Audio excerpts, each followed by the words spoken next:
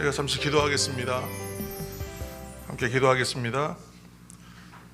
하나님 아버지께서 주시는 말씀이 오늘 여기에 있습니다.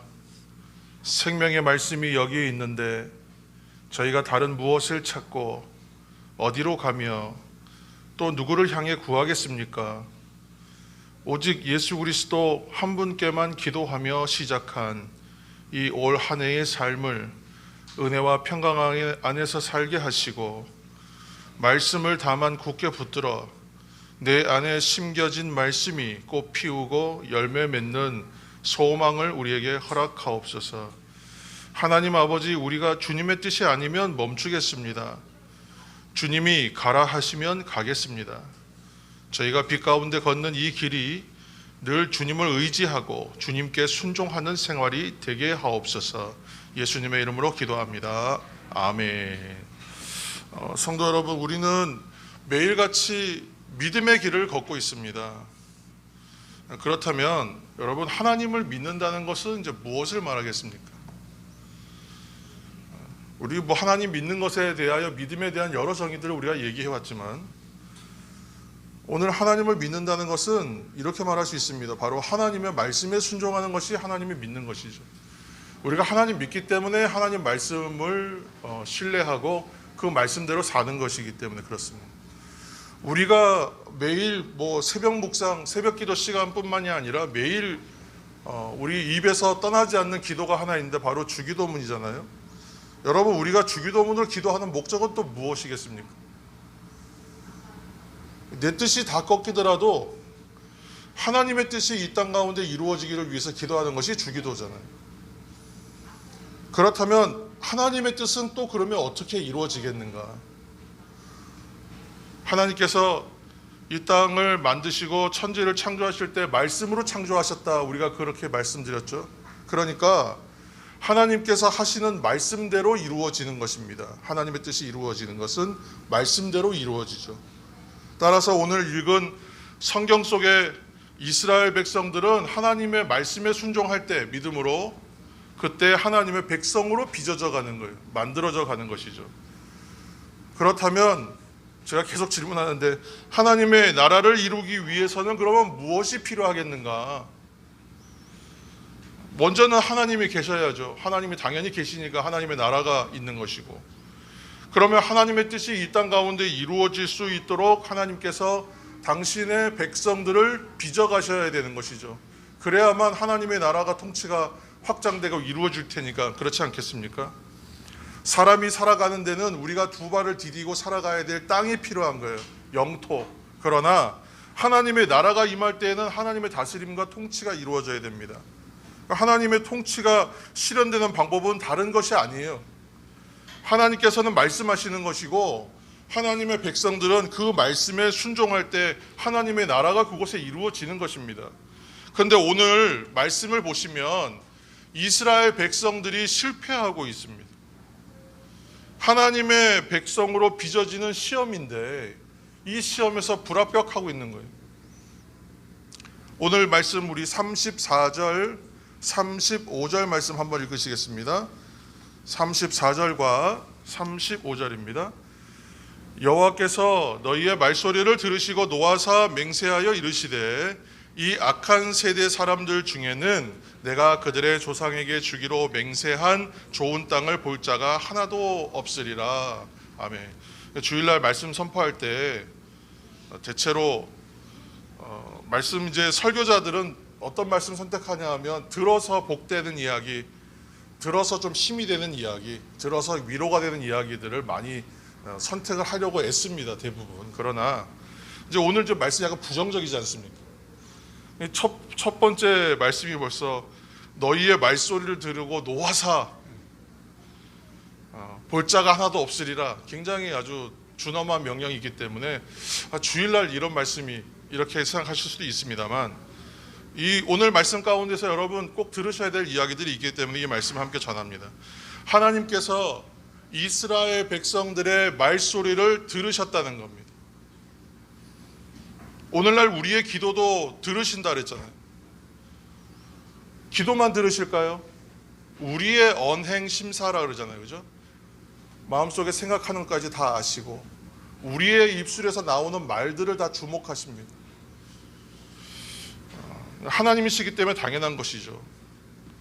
근데 여러분 오늘 읽은 말씀 그 앞절에 보시면 32절 말씀을 한번 책을 여러분 성경을 가지고 1장을 펴셨으니까 32절 말씀 한번 보시겠습니다. 32절입니다. 이 일에 너희가 너희의 하나님 여호와를 믿지 아니하였도다. 아멘. 이 무슨 말씀인가? 지금 이제 이 얘기는 신명기 1장부터 4장, 신명기 전체가 그렇지만 모세의 이른바 고별 설교잖아요. 그래서 모세가 지난 광야에서 있었던 40년간 있었던 일들에 대하여 정리하여 다시 한번 얘기하는 거예요. 신명기는 거듭하여 이야기한다, 되새겨 준다는 뜻이니까. 그래서 앞에 있었던 일들을 교훈으로 남기기 위해서 지금 다시 한번 귀에 들리도록 확정 지어주는 이야기들이거든요. 여기 안에 당연히 해석이 포함되어 있고 교훈이 포함되어 있어서 신명기 말씀을 읽으면 앞에 있는 출애굽기, 레위기, 모세오경을 정리하는 이야기와 같아요. 근데 오늘 32절에 뭐라 그랬냐면 이스라엘 백성들에게 약속하신 땅이 가나안 땅인데 그 앞에 이제 21절 말씀을 보시면 이런 얘기가 나옵니다.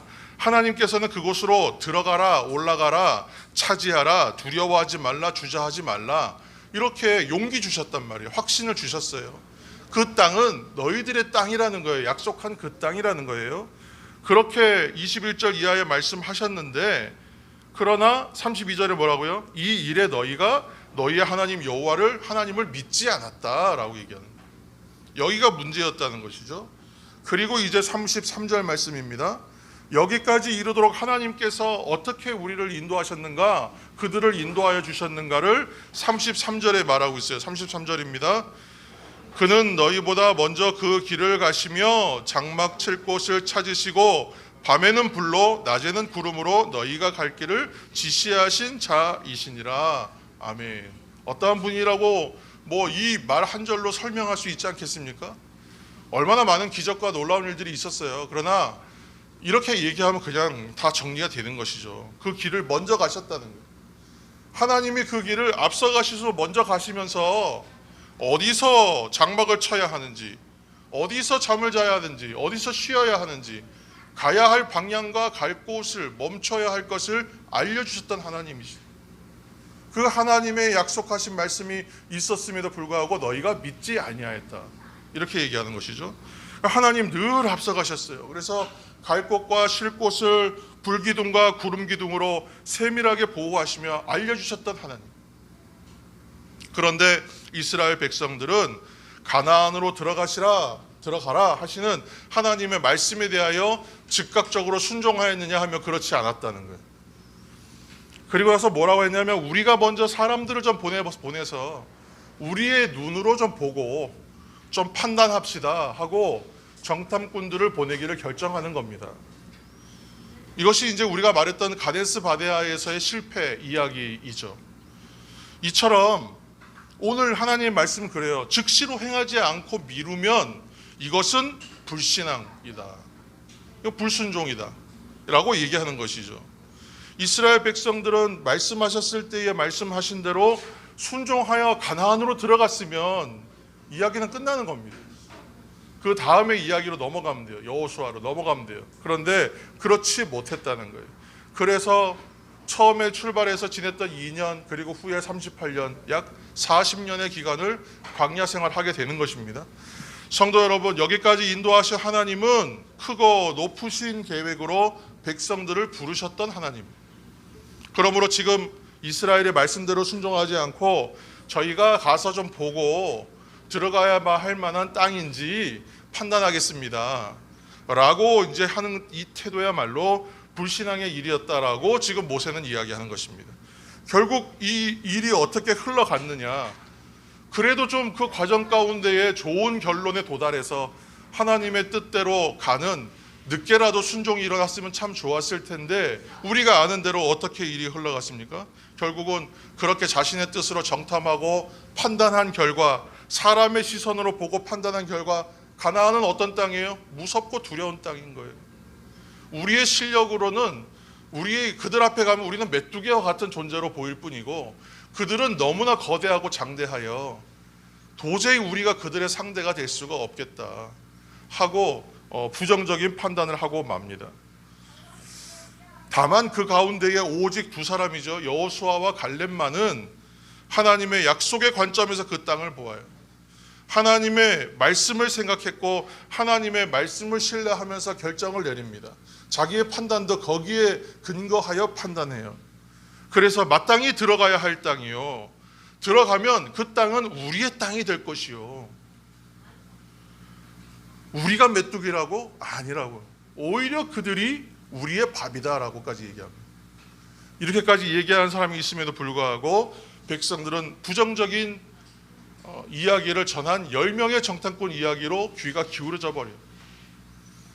그래서 그 땅은 들어가지 못할 땅이요, 심지어는 애굽으로 돌아가야 된다라고까지 얘기가 나오는 겁니다. 민수기 14장 말씀해 보시면 백성들의 불순종과 불신앙에 대하여 하나님께서 어떻게 말씀하셨는가 그 말씀이 기록되어 있습니다. 여러분 화면을 보셔서 민수기 14장 27절에서 30절 제가 말씀을 읽겠습니다. 나를 원망하는 이 악한 회중에게 내가 어느 때까지 참으랴? 이스라엘 자손이 나를 향하여 원망하는 바 그 원망하는 말을 내가 들었노라. 그들에게 이르기를 여호와의 말씀에 내 삶을 두고 맹세하노라. 너희 말이 내 귀에 들린 대로 내가 너희에게 행하리니 너희 시체가 이 광야에 엎드려질 것이라. 너희 중에서 20세 이상으로서 계수된 자 곧 나를 원망한 자 전부가 여분네의 아들 갈렙과 눈의 아들 여호수아 외에는 내가 맹세하여 너희에게 살게 하리라 한 땅에 결단코 들어가지 못하리라. 아멘. 번복이 안 되는, 이제는 물를 수가 없는, 말 한자를 더 할 수가 없는 상황이 되어버리죠. 하나님께서 민수기 14장 말씀에 근거하면 이 백성들 향하여 무엇이라고 말씀하시냐면 악한 회중이라고 말씀하세요. 악한 회중이라고. 선악의 기준은 하나님께 있다는 거예요. 최초에 선악과에 대한 이야기를 우리가 굳이 끌고 오지 않더라도 선악, 무엇이 옳은가 무엇이 틀렸는가에 대한 판단의 기준을 사람이 갖고 있으면 이것을 하나님께서 기뻐하지 않는 것이라고 말씀하세요. 우리가 우리 일상에 있는 문제에 대해서 좋고 나쁘고 선하고 악한 것을 왜 분별하지 못하겠습니까? 판단해야 되죠, 때로는. 그러나 하나님께서 하신다고 하신 것에 대하여 사람이 분별할 수 있는 권한은 없다는 거예요. 그러니까 하나님께서 선과 악을 분별하시는 기준은 하나님의 말씀이라는 것입니다. 선악의 기준이 사람에게 있지 않고 선악의 기준은 하나님께 있다는 이야기입니다. 여러분, 하나님의 말씀에 순종하는 게 선이요 불순종이 악이라는 것입니다. 그래서 하나님의 명령에 순종하지 않았던 이른바 출애굽 1세대를 향하여, 이 전체 세대를 향하여 20세 이상 계수된 모든 사람을 향하여 여호수아와 갈렙만을 제외하고 나머지 전체를 가리켜서 악한 세대, 악한 회중이라고 규정해 버리시는, 굉장한 불행이죠. 사람들은 선악에 대한 판단을 스스로 결정하겠다라고 생각합니다. 나의 판단을 기준으로 삼겠다는 거예요. 그러나 성경은 이러한 판단을 하고 있는 사람들에 대해서 무엇이라고 얘기하냐면 사사기적 관점으로 얘기하고 있습니다. 사사기적 삶의 모습이다. 왜 그렇습니까? 자신의 소견에 옳은 대로 하겠다는 거죠. 굉장히 위험하다는 거예요. 그래서 하나님의 뜻을 묻는 작업과 하나님의 뜻대로 살겠다고 하는 결단이 우리 삶에 꼭 필요한 부분이, 실수하지 않습니다. 그러면 오늘 신명기 36절 1장 36절과 37절 말씀을 함께 읽겠습니다. 오직 여분네의 아들 갈렙은 온전히 여호와께 순종하였은즉 너는 그것을 볼 것이요 그가 밟은 땅을 내가 그와 그의 자손에게 주리라 하시고 여호와께서 너희 때문에 내게도 진노하사 이르시되 너도 그리로 들어가지 못하리라. 아멘. 모세가 이제 자신도 너희들 때문에 들어가지 못한다, 이게 좀 약간 원망스러운 원망조의 이야기입니다. 이렇게까지 얘기하는 상황이 됐기 때문에 이렇게 말하고 있는 것이죠. 오늘 이제 이른바 모세의 고별 설교는 왜 광야에서 출애굽 1세대가 40년을 유리방황하면서 다 죽어가야 했는가? 어느 역사적 관점에서 그렇게 얘기하잖아요. 이거 가장 인류 전체를 통틀어 가장 긴 장래 행렬이라고 얘기해요. 38년 정도, 거의 40년 동안을 광야에서 방황하면서 그 세대가 다 죽기까지. 얼마나 이거 무섭고 참 비참한 이야기입니까? 왜 오늘 이 시간들을 그렇게 긴 시간을 보내야 했는가를 모세는 교훈하고 있습니다. 이스라엘 백성들이 가나안 땅에 들어가는데 왜 이렇게 오래 걸렸는가? 실제로 직선거리로 하면 320km랍니다. 그들이 행한 길을 아무리 코스웍을 넓게 잡아도 640km예요. 그러면 이 아무리 많은 백성들이 함께 이동했다고 하더라도 수개월이면 갈 수 있는 길입니다. 근데 그 길을 40년 걸리는 거예요. 그 이유가 백성들의 불순종 때문입니다. 그 결과 백성들의 지도자요 하나님 앞에 하나님을 대면하여 본 자라고 불리고 그렇게 위대한 지도자였던 모세도 그 땅에 들어갈 수가 없게 된다. 사람의 공로와 업적으로는 할 수 없다는 것이에요. 부질없다는 것입니다. 광야 여정 중에 모세가 불평한 적이 있잖아요. 백성들의 불평하니까 물이 없다고. 그래서 반석을 명하여 물을 내라 하셨을 때에 그가 분노하여 그 앞에서 이제 지팡이로 반석을 쳐버리죠. 내가 너희들에게 물을 내랴 하면서 그 장면을 가리켜 하나님께서 뭐라고 하시냐면 너는 그때에 하나님의 거룩함을 드러내지 않았다라고 얘기해요. 민수기 20장 12절 말씀입니다. 민수기 20장 12절 여호와께서 모세와 아론에게 이르시되 너희가 나를 믿지 아니하고 이스라엘 자손의 목전에서 내 거룩함을 나타내지 아니한 고로 너희는 이 회중을 내가 그들에게 준 땅으로 인도하여 드리지 못하리라 하시니라. 아멘. 하나님의 명령과 말씀을 따라 백성의 지도자로 세움받아서 그렇게 수고하고 애썼음에도 불구하고 그 한 장면에서 그 한 장면으로 우리가 판단하기는 어렵지만 그러나 어쨌건 눈에 들어있는 장면은 그 장면이죠.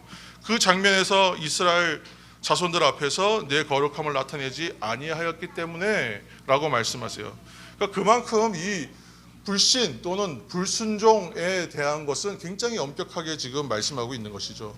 성도 여러분, 무엇이 하나님의 일인가?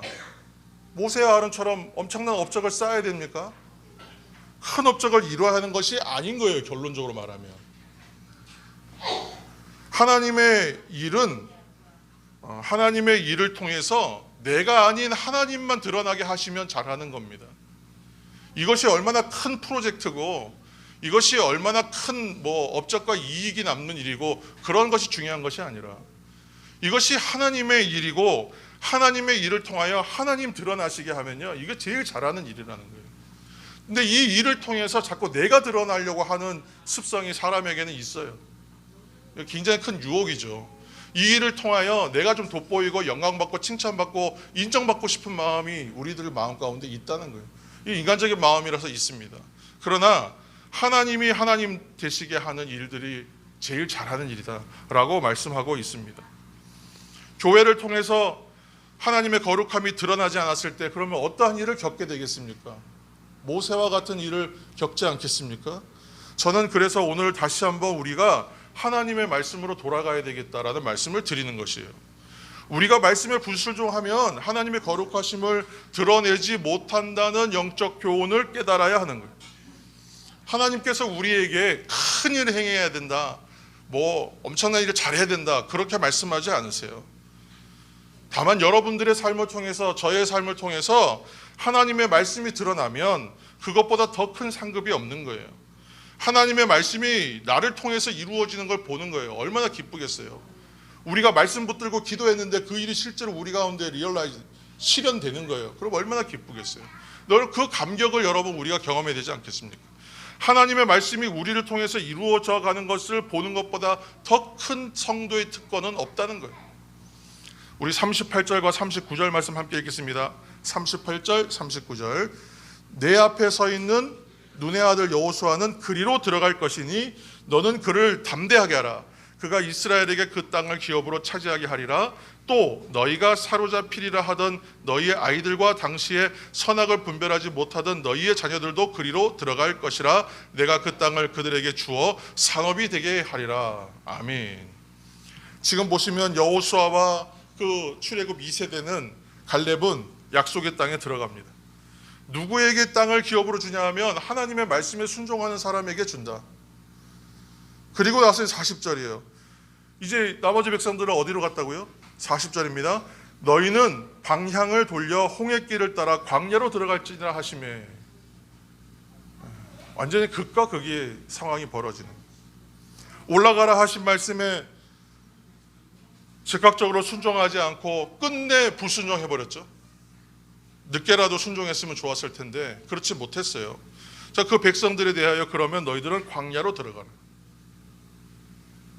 너희들이 돌아가겠다고 한 그 길을 따라 돌아가라. 명령하시는. 그제서 이제 백성들이 태도를 바꿔요. 그래서 여러분 이제 책을 보셔서 41절에서 44절 좀 길지만 함께 읽겠습니다. 41절에서 44절. 너희가 대답하여 내게 이르기를 우리가 여호와께 범죄하였사오니 우리 하나님께서 우리에게 명령하신 대로 우리가 올라가서 싸우리이다 하고 너희가 각각 무기를 가지고 경솔히 산지로 올라가려 할 때에 여호와께서 내게 이르시되 너는 그들에게 이르기를 너희는 올라가지 말라 싸우지도 말라 내가 너희 중에 있지 아니하니 너희가 대적에게 패할까 하노라 하시기로 내가 너희에게 말하였으나 너희가 듣지 아니하고 여호와의 명령을 거역하고 거리낌 없이 산지로 올라가매 그 산지에 거주하는 아모리 족속이 너희에게 마주 나와 벌떼같이 너희를 쫓아 세일산에서 쳐서 호르마까지 이른지라. 아멘. 하나님께서 올라가라 하실 때는 올라가지 않아요. 그리고 이제는 올라가지 마라 하시는데 굳이 올라가는 거죠. 이런 걸 가지고 우리가 뭐라고 얘기했냐면 청개구리 신앙이라고 그러죠. 청개구리 신앙. 하지 말라 그러면 하고 하라 그러면 하지 않는 거. 우리가 지금 뭐 이 얘기를 청개구리 신앙이라고 얘기하면서 진짜 웃으면서 우리는 말할 수 있지만 사실 우리의 인생에서 하나님의 뜻을 분별하지 못하면 우리가 이렇게 될 수도 있어요.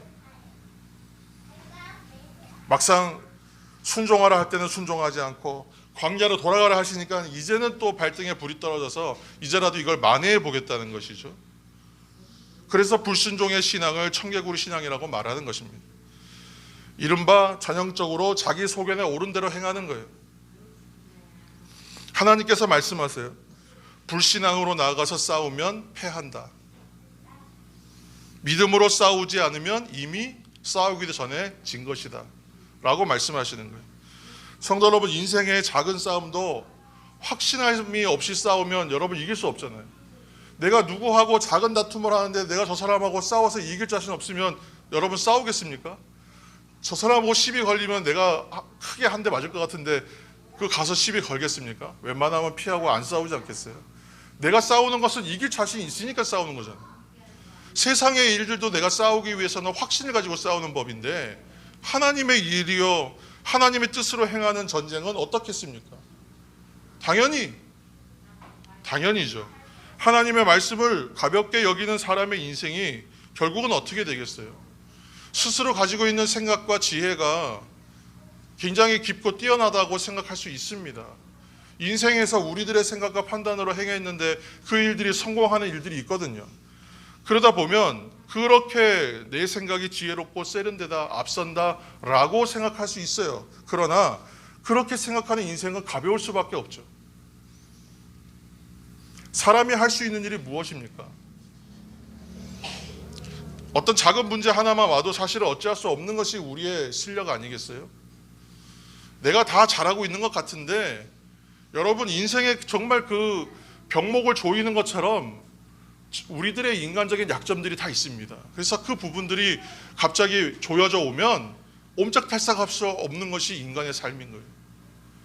우리가 뭐 경제적인 문제, 건강의 문제, 진로의 문제, 자녀의 문제, 어떠한 문제든지 하나씩 붙잡히면 꼼짝할 수 없는 것이 인생의 현실이라는 거예요.